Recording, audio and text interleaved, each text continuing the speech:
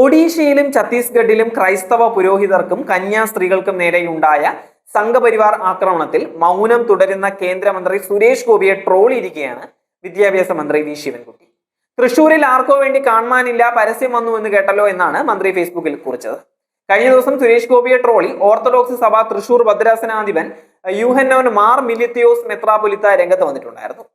ഞങ്ങൾ തൃശൂർകാർ തെരഞ്ഞെടുത്ത് ഡൽഹിക്ക് അയച്ച ഒരു നടനെ കാണാനില്ല, പോലീസിൽ അറിയിക്കണമോ എന്ന ആശങ്ക എന്നായിരുന്നു അദ്ദേഹം ഫേസ്ബുക്കിൽ കുറിച്ചിട്ടുണ്ടായിരുന്നത്. അതിന്റെ ചുവട് പിടിച്ചാണ് മന്ത്രിയുടെ ഈ കുറിപ്പും വന്നിരിക്കുന്നത്.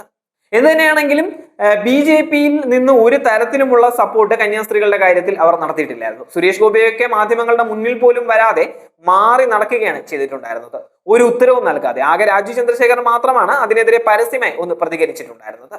കന്യാസ്ത്രീകളെ ഛത്തീസ്ഗഡിൽ അറസ്റ്റ് ചെയ്ത വിഷയത്തിലും ഒഡീഷയിൽ കന്യാസ്ത്രീകൾക്കും വൈദികർക്കും നേരെ നടന്ന ആക്രമണത്തിലും സുരേഷ് ഗോപി ഒന്നും തന്നെ പ്രതികരിച്ചിട്ടില്ലായിരുന്നു. ഈ സാഹചര്യത്തിലാണ് ഇരുവരുടെയും പരോക്ഷ പരിഹാസവും വന്നിരിക്കുന്നത്. ഒട്ടനവധി കമന്റുകളാണ് ഇതിനൊക്കെ വന്നുകൊണ്ടിരിക്കുന്നത്. കന്യാസ്ത്രീകൾക്കും മലയാളി വൈദികർക്കും മർദ്ദനമേറ്റ സംഭവത്തിൽ വിദ്യാഭ്യാസ വകുപ്പ് മന്ത്രി വി ശിവൻകുട്ടിയും പ്രതികരിച്ചിരിക്കുകയാണ്. കേക്ക് രാഷ്ട്രീയത്തിന്റെ തടവുകാരോട് ഒഡീഷയിലും കന്യാസ്ത്രീകൾക്കും മലയാളി വൈദികർക്കും മർദ്ദനമേറ്റു. ആക്രമത്തെ അതിശക്തമായി അപലപിക്കുന്നു. ഇനിയെങ്കിലും ആട്ടിൻ തോലിട്ട ചെന്നായ്ക്കളെ തിരിച്ചറിയണമെന്നും അദ്ദേഹം ആവശ്യപ്പെട്ടിരിക്കുകയാണ്.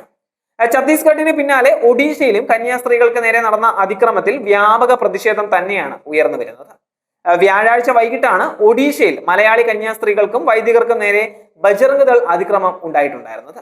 കുർബാനയ്ക്ക് പോയപ്പോഴാണ് 70 അംഗ ബജ്റംഗ് ദൾ സംഘം വൈദികരെയും കന്യാസ്ത്രീകളെയും തടഞ്ഞു വെച്ച് ആക്രമണം കാട്ടിയത്. ഒപ്പമുള്ളവരെ ക്രൂരമായി കയ്യേറ്റം ചെയ്തതുവെന്നും ബൈക്കിന്റെ പെട്രോൾ ഊറ്റിക്കളഞ്ഞുവെന്നും അതിക്രമത്തിന് ഇരയായവർ വെളിപ്പെടുത്തിയിട്ടുണ്ടായിരുന്നു. അതിക്രമത്തിൽ പരാതി നൽകുന്നതിൽ അന്തിമ തീരുമാനം ബാലോസർ അതിരൂപത ഇതുവരെ എടുത്തിട്ടില്ല എന്നുള്ളതാണ് ലഭിക്കുന്ന വിവരം. അറസ്റ്റ് ചെയ്തു എന്ന് ജനക്കൂട്ടത്തോട് പറഞ്ഞതായിട്ടാണ് പോലീസ് വൈദികരെയും കന്യാസ്ത്രീകളെയും രക്ഷപ്പെടുത്തിയത്. BJP ഭരിക്കുന്ന സംസ്ഥാനങ്ങളിൽ ഇത്തരം സംഭവങ്ങൾ ആവർത്തിച്ചിട്ടും കർശന നടപടി ഒന്നും തന്നെ എടുക്കാത്തതിൽ ക്രൈസ്തവ സഭയ്ക്കിടയിൽ കേന്ദ്ര സർക്കാരിനോടുള്ള അതൃപ്തി പ്രകടമായിക്കൊണ്ടേയിരിക്കുകയാണ്. എന്ത് തന്നെയാണെങ്കിൽ ഇതൊരു സ്ഥിരം സംഭവമായി വന്നുകൊണ്ടേയിരിക്കുകയാണ്. അക്രമം സഭ നിർത്തിവെച്ച് ചർച്ച ചെയ്യണമെന്ന് കാട്ടി ഇടത് വലത് MP നൽകിയ നോട്ടീസ് ഇരു സഭകളും തള്ളിയിരിക്കുകയാണ്.